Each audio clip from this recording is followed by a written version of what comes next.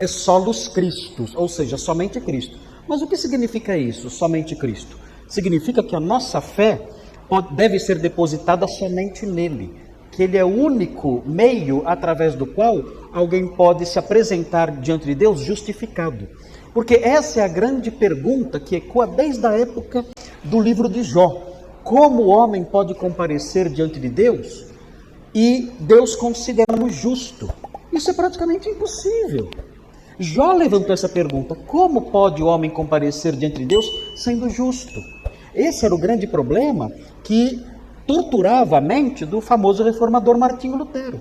Ele não conseguia descansar diante dessa pergunta: como eu posso comparecer diante de Deus sendo justo? Eu não consigo.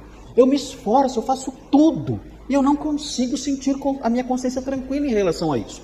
Então, houve uma redescoberta dos escritos neotestamentários num período que nós chamamos o período de humanismo. Notem bem, é diferente o humanismo do século XIV, do século XV. Século XV e século XVI é diferente do humanismo do século XVII e do século XVIII.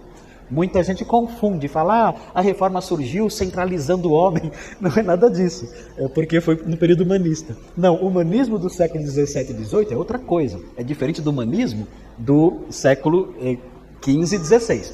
No período do século XV e XVI, o humanismo significa a ênfase nas humanidades. E o que são as humanidades? As humanidades são as letras clássicas, o latim e o grego. Isso são humanidades. Quem eram os humanistas? Eram os intelectuais que se debruçavam sobre as humanidades, que estudavam latim, que estudavam o grego, que estudavam hebraico também, no caso dos reformadores. Esses eram os humanistas. Quando nós falamos assim, olha, Erasmo de Roterdã foi um humanista. Não é que ele colocava o homem no centro do universo, não é isso. Deus era o centro do universo, mas ele estudava humanidades. Ele foi o príncipe dos humanistas e trouxe, inclusive, uma versão do Novo Testamento grego que disponibilizou para quem quisesse estudar. Erasmo de Roterdã, eu mencionei, Philippe Melanchthon. Philippe Melanchthon, com 9 anos de idade, falava latim normalmente. Com 14 anos, foi cogitado para ser professor na universidade. Então, eram pessoas muito inteligentes, que estudavam muito, e enfatizando especialmente as humanidades. Agora, o humanismo do século XVII e XVIII é outra coisa. O humanismo do século XVII e XVIII é a remoção de Deus do centro do pensamento, da vida e do universo.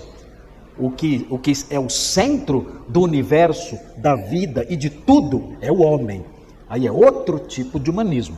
Então, quando nós falamos de reformadores humanistas, do período do humanismo na época da Reforma, é sobre esse primeiro tipo que eu mencionei.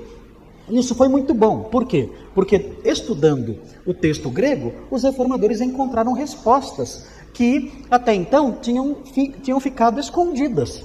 A Igreja Católica, com todo o seu sistema de penitências e de venda de indulgências, oferecia respostas falsas. Quando os reformadores começaram a estudar o Novo Testamento grego, descobriram, não, está tudo errado.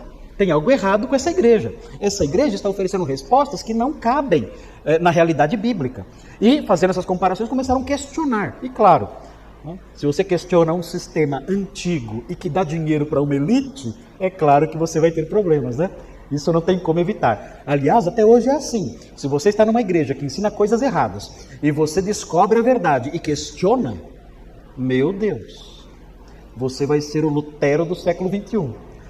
Você vai ser perseguido, atacado, caluniado, meu Deus. As pessoas vão te odiar assim, de modo intenso. Os líderes daquela igreja vão criar calúnias contra você, vão te perseguir, vão orientar as pessoas a não falar bom dia para você, nem botar nem boa noite. Enfim, você vai sofrer perseguições terríveis. Isso é sempre assim, sempre foi assim.